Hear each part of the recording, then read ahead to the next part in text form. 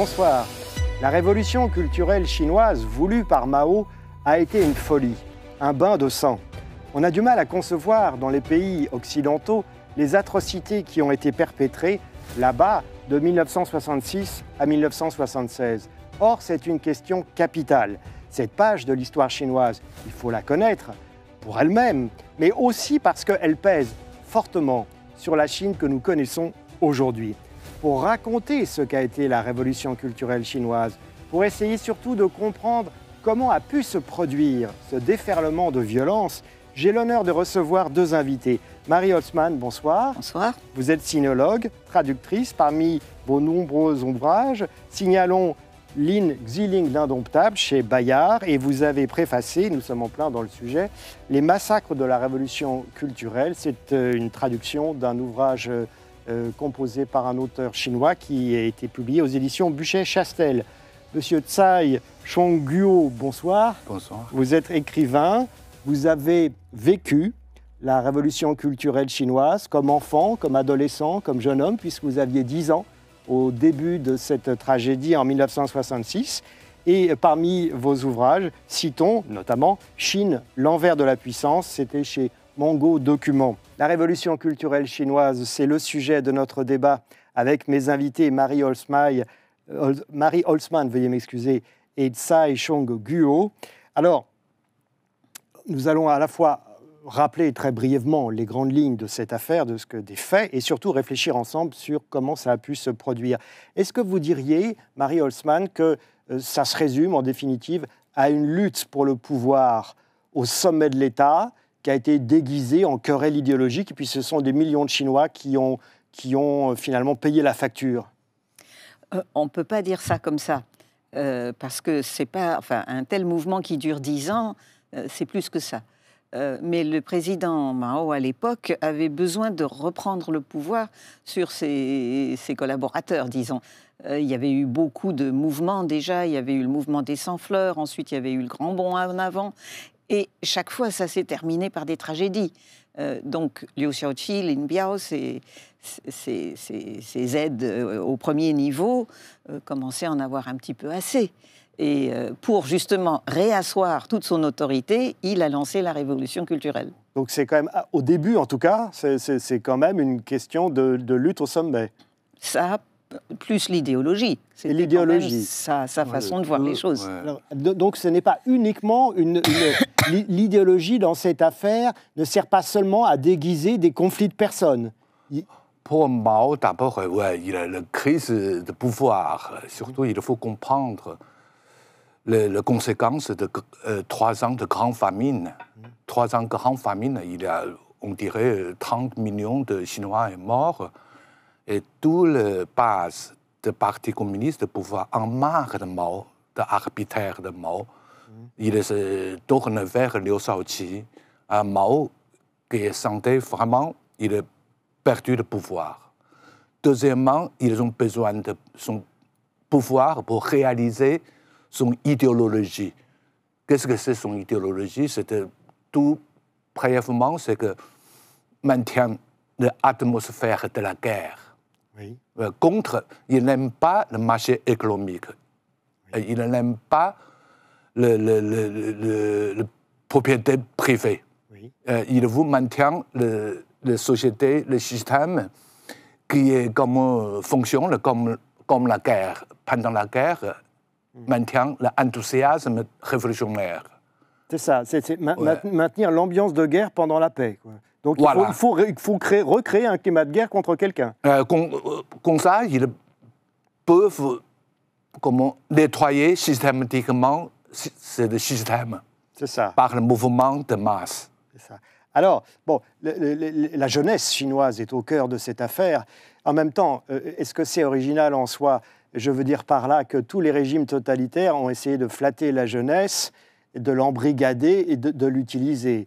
Est-ce qu'il y a quelque chose de spécifique, de singulier en Chine, à ce moment-là, dans l'utilisation de la jeunesse par Mao? Oui, tout à fait. C'est très singulier. Pourquoi? Parce qu'au début des années 50, le président Mao a mobilisé les paysans. et il a créé des conflits entre les différentes catégories. Il y avait les paysans pauvres, les propriétaires terriens, etc. Et en mobilisant les paysans pauvres, il a fait ce que vient de dire M. Tsai, c'est-à-dire épurer la société. On enlève les horribles propriétaires terriens, on en massacre quelques-uns, et après, la société est plus pure. Mais le système maoïste, c'est un mouvement de balancier. C'est-à-dire, on lance un mouvement politique brutal et ensuite, on laisse un peu la société souffler, travailler, produire du blé, du riz, des salades, fonctionner, quoi. Alors, après, il y a eu une nouvelle campagne, c'était la campagne des sans-fleurs. Et là, il fallait s'adresser aux intellectuels. Et donc, on a laissé émerger les intellectuels. Certains ont fait des critiques, ont osé dire que le système n'était pas parfait. Et donc, ceux-là, au chiffre d'à peu près 500 000, ont été envoyés au Laogai, le goulag chinois. 500 000 déportés au goulag chinois parce qu'ils ont osé critiquer le régime comme on les invitait à le faire. Voilà, et tous les grands noms, Wang Meng, Ding Zilin, tous les grands noms de l'époque sont partis au Laogai. C'est très impressionnant. Et la plupart d'entre eux n'en sont pas sortis avant 18-19 ans. Ce n'est pas une petite promenade de santé. Hein.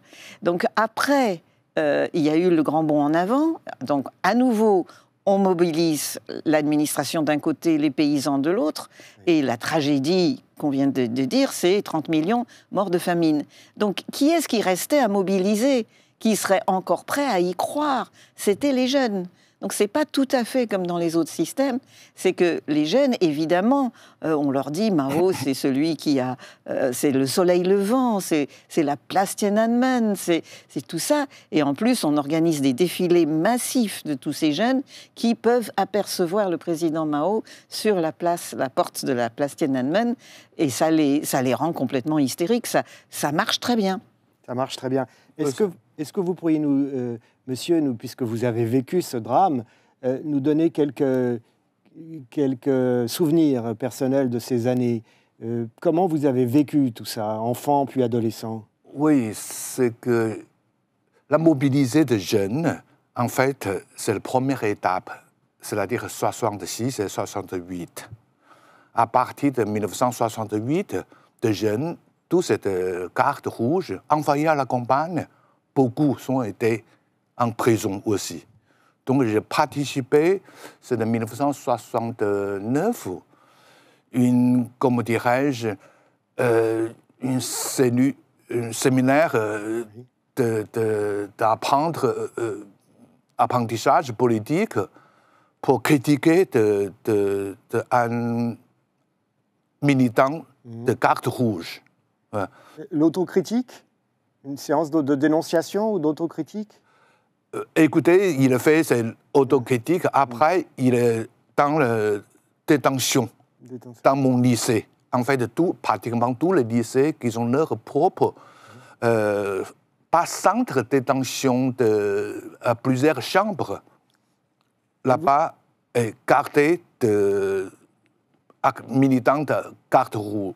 Ah oui. Ouais. Hier, tu étais carte rouge. Oui. Aujourd'hui, tu es ennemi de Mao. C'est-à-dire que ceux qui sont a priori du bon côté, ça peut basculer très vite. Oui, très vite. Ils peuvent se retrouver tout à coup...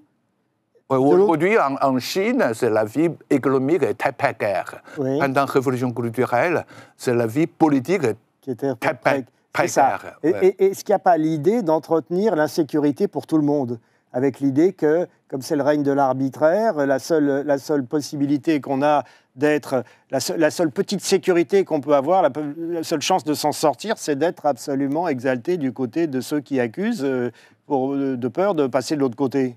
Il y a de ça. Ouais. Il y a de ça. Oui, c'est que l'autre, c'est que j'ai vécu quand même, c'est pendant la révolution culturelle, cette deuxième étape, à partir de 1973, ont été envoyés à la campagne. C'est que les choses impressionnantes, surtout en 1971, la première fois, j'ai accompagné le collégien. Il avait 16 ans, envoyé à la campagne. Il a été triste, il a été en colère, mais avant, il a été très enthousiaste, créer le vivre Mao, mais quand il a été envoyé à la campagne, il a dégonflé, changé complètement. Ça me... Parce qu'il a vu ce qu'était la réalité de la Chine rurale de l'époque, de la vie des paysans. Il est parti de ville pour à la campagne. Oui, mais qu'est-ce qu'il a écœuré ou qu'est-ce qui lui a enlevé ses illusions ou son fanatisme? Parce qu'il avait 16 ans, quand même envoyé à la campagne, s'installer à la campagne, c'est comme une déportation. Et comment ils étaient, je veux dire avec vous, c'est vous qui veniez de la ville, comment ils étaient ces agriculteurs chinois, ces paysans quand chinois? Quand j'étais envoyé à la campagne, j'ai vraiment commencé à réfléchir politique. Pourquoi? Parce que quand on était lycéen, pratiquement tous les jours, on nous dit que le Parti communiste aimé par les travailleurs. La classe ouvrière, les paysans adorent le Parti communiste, ils ont une vie meilleure qu'avant. Quand j'ai travaillé avec les paysans, vivre avec eux, discuter avec eux, c'est au contraire. Quand on parle du Parti communiste, ils tournent la tête. Quand un cadre fonctionnaire du parti est venu, il méprise. Et puis, il nous raconte leur vie avant 1949, surtout avant 1956, c'est-à-dire avant collectivisation. Meilleur que pendant la Révolution culturelle. Alors, avant la collectivisation, on le comprend, c'est sûr, avant 1956, mais il regrettait même avant 1949? Oui, bien sûr. Mon meilleur ami paysan, il m'a dit, je lui pose la question, qu'est-ce que tu faisais à l'époque, avant libération? Oui, c'était le vocabulaire officiel. Oui, le paysan ne dit pas libération. Il a dit, j'étais heureux, j'étais jeune, je travaille ici, je travaille là-bas. Je dis, mais tu n'as jamais assez mangé? Il m'a dit, mais non, on mangeait bien, sinon on n'a pas de force de travail pour notre maître. Donc, c'est ça, donc oui, la situation... C'est le paysan, on réveillait. Oui, alors, peut-être qu'ils idéalisaient un peu le passé, je ne sais pas, mais enfin... En tout cas, ils n'estimaient pas du tout avoir gagné sous le régime Mao. Ça, c'est ce qu'on retient de votre témoignage. Ma mère me raconte un peu différent.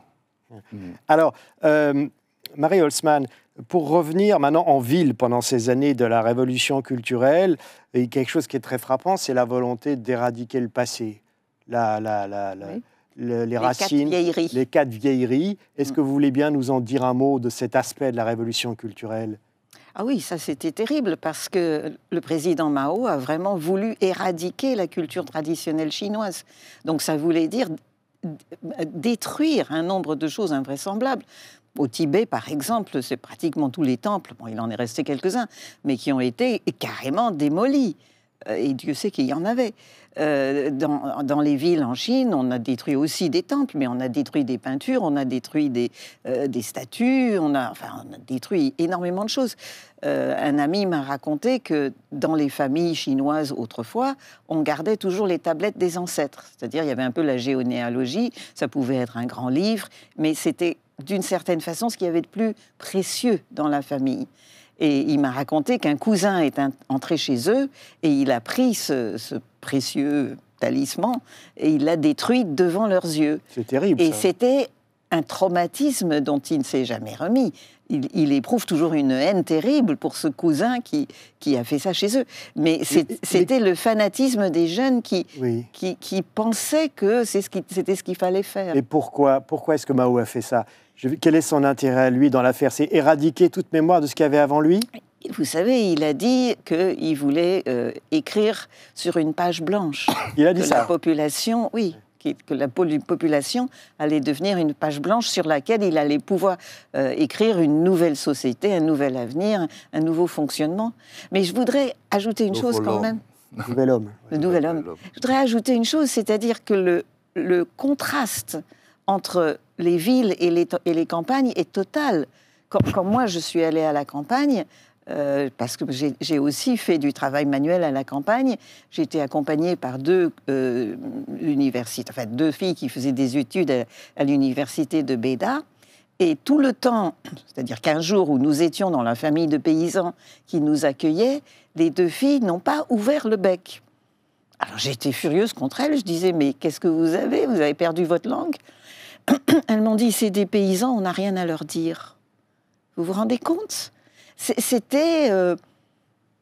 C'est-à-dire qu'il y avait des clivages sociaux, il y avait un fossé gigantesque. Gigantesque. Un mépris, disons-le, un mépris social.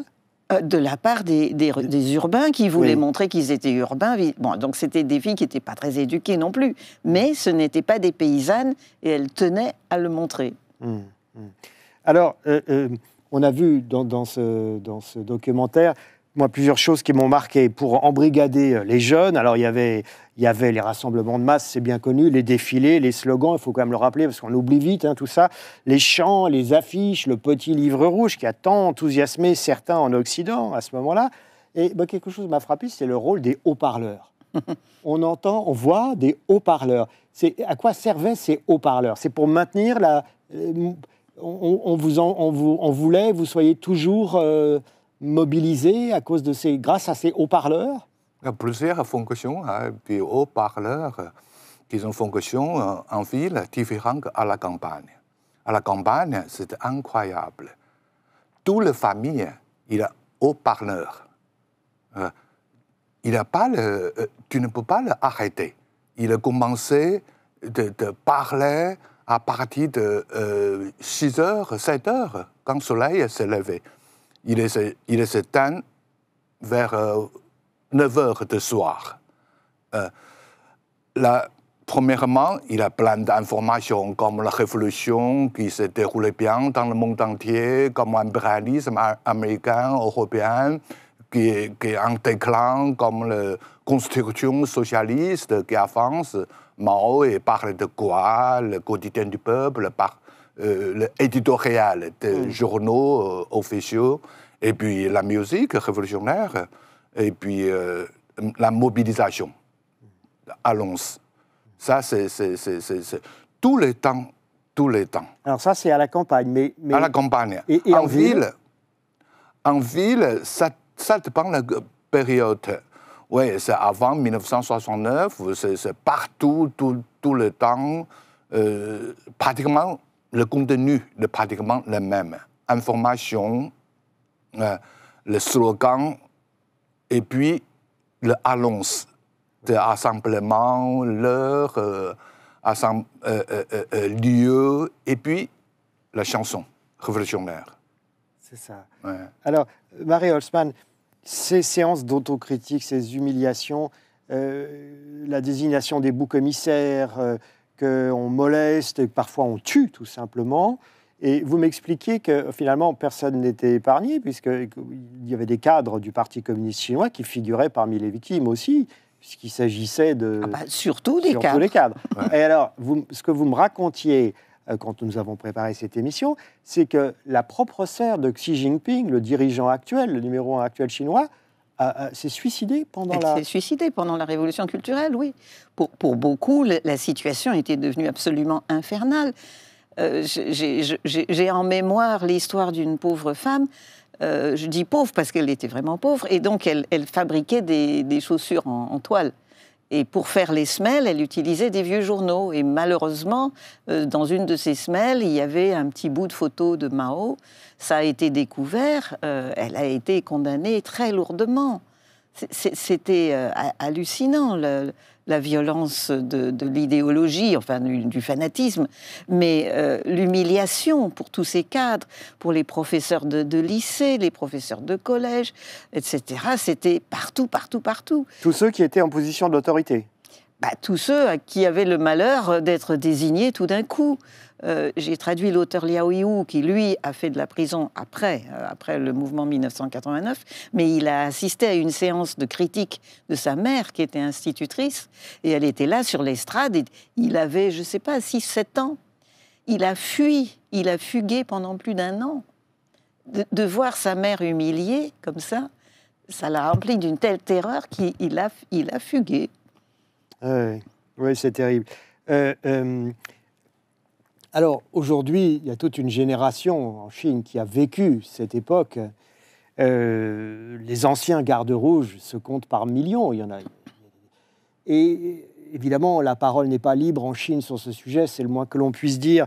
À votre avis, autant qu'on puisse le savoir, les Chinois qui ont vécu cette époque, qui donc ont aujourd'hui peut-être 70 ans, et qui vivent en Chine, qu'est-ce qu'ils pensent de cette époque? Est-ce qu'ils éprouvent des remords? Est-ce qu'ils se disent qu'ils sont mi-victimes, mi-bourreaux? Est-ce qu'ils évitent même d'y réfléchir, parce que c'est déjà dangereux d'y réfléchir politiquement? Oui, les Chinois, même notre génération de Chinois, donc 60 ans, 70 ans, très diffusée. En fait, la plupart, même ils ont une nostalgie à l'époque, ils ne voulaient pas retourner à l'époque. Ils ne voulaient pas restaurer la politique de Mao. C'est très peu de gens sont maoïstes. Mais quand même, il y a maoïstes, surtout qui sont les enfants de vétérans parti communiste. Donc des jeunes qui n'ont pas vécu ça. Des jeunes qui n'ont pas vécu la révolution culturelle, très diffusée aussi. Alors, beaucoup de jeunes intellectuels qui critiquent la révolution culturelle. Oui. La révolution culturelle, quand même, ça, il y a eu un refus très important, c'est le Yan Huang Sun Qiu, on traduit le printemps, l'automne. Les chroniques des printemps et des automnes. Oui. Voilà. Oui. Qui est fermé par Xi Jinping à partir de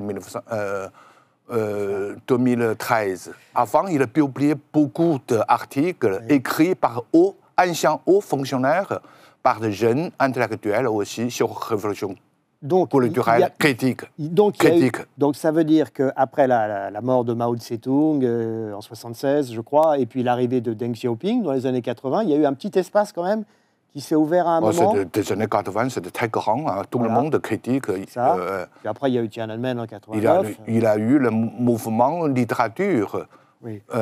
Alors Marie Holzmann, ces Chinois qui ont été gardes rouges et qui vivent aujourd'hui en Chine, et il ne s'agit pas du tout de les critiquer, parce que nous sommes dans une démocratie libérale, eux non, mais enfin, comment est-ce qu'on vit avec ce passé en Chine aujourd'hui ? Ça dépend des gens, hein. Il y a ceux qui réfléchissent, ceux qui ne réfléchissent pas. Mais je voudrais donner une petite information. En 2006, il y a eu des intellectuels chinois qui ont organisé le 40e anniversaire de la révolution culturelle aux États-Unis et qui ont invité une vingtaine de Chinois de Chine. Et il n'y en a que 8 qui ont pu obtenir, qui ont déguisé leur voyage en voyage de tourisme et qui ont pu participer à cette commémoration. Mais en Chine, il était strictement interdit d'évoquer cette période. Et donc, à force d'interdire d'évoquer, de parler, etc., petit à petit, la mémoire s'efface. Mais quand même, si on réfléchit, Xi Jinping, il est typiquement de cette génération. Lui, il a connu l'humiliation de son père, qui a été démis de ses fonctions par Mao, il a été envoyé à la campagne, etc. Donc, vous voyez, quelqu'un comme lui continue de masquer la réalité, refuse de chercher des coupables, de punir. Pourquoi ? Parce qu'il a peur de saper l'autorité du parti ? Lui, il est très ambigu. C'est-à-dire que, bien sûr, il ne veut pas retourner à la révolution culturelle, mais il est issu de cette génération qui a créé la révolution culturelle. Donc, remettre le système en question, il a très peur du phénomène Gorbatchev, quoi. Ça, c'est la hantise de tous les dirigeants chinois. Si on touche à un petit élément de l'édifice, est-ce qu'il ne risque pas de s'effondrer complètement ? Il faut toujours rappeler que les dirigeants chinois, c'était déjà vrai à l'époque de Khrouchtchev avec Mao, ont toujours regardé ce qui se passait en Union soviétique. Le moindre petit essai de libéralisme était condamné à Pékin. Tout de suite, leur faisait peur. Donc la déstalinisation a été condamnée par Mao, et de la même façon, Gorbatchev est un épouvantail aujourd'hui. Absolument, surtout pour Xi Jinping, qui quelque part ne s'en cache pas. C'est ça.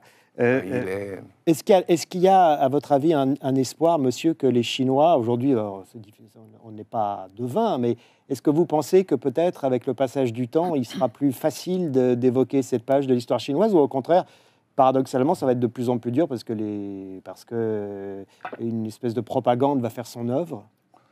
Oui, je crois qu'il y a beaucoup de Chinois, historiens, intellectuels, ils écrivaient beaucoup quand même. Le livre, c'est difficile de sortir à partir de 2015-2014, mais avant, on peut publier beaucoup d'articles, surtout avec maintenant les médias sociaux, on fait circuler tout le mémoire. Hong Kong a joué un rôle dans ce domaine? Le fait que même en Chine, continentale. On fait le film, documentaire, le Ai Xiaoming, le Hu Jie, etc. Il y a beaucoup de cinéastes indépendants qui font le film documentaire sur toutes les tragédies contre le oubli. C'est remarquable. Et puis, il y a des jeunes qui ne s'intéressent pas à la politique, l'idéologie, mais il y a de jeunes journalistes qui passionnent cette période. Ils me posent des questions quand j'étais à Hong Kong. Tout le temps, on discutait à l'époque. Ouais. Il y a de l'espoir. Alors, merci, cher monsieur. Grâce à vous, on va finir cette émission sur un sujet très lourd, mais avec une note d'espoir. Merci, Marie Holzmann. Je rappelle que vous avez notamment préfacé les massacres de la Révolution culturelle chez Buchet-Chassel. Vous l'avez gentiment apporté, d'ailleurs. Voilà, bien rouge. Bien rouge, avec une couverture très martiale. Merci, monsieur Tsai Chong-guo. Je rappelle parmi vos nombreux ouvrages que vous êtes l'auteur de Chine, l'envers de la puissance. Et rappelons, pour terminer, que des étudiants dans les pays occidentaux ont applaudi la révolution culturelle chinoise, étaient fiers de se dire maoïstes, pendant que ces atrocités avaient lieu en Chine. Et ça aussi, il fallait tout de même le rappeler. Les rares intellectuels européens qui racontaient ce qui se passait, comme Simon Less, se sont fait insulter pendant des années avant qu'on leur rende justice. Merci de nous avoir suivis et à bientôt pour un nouveau numéro de Parlez-moi d'histoire.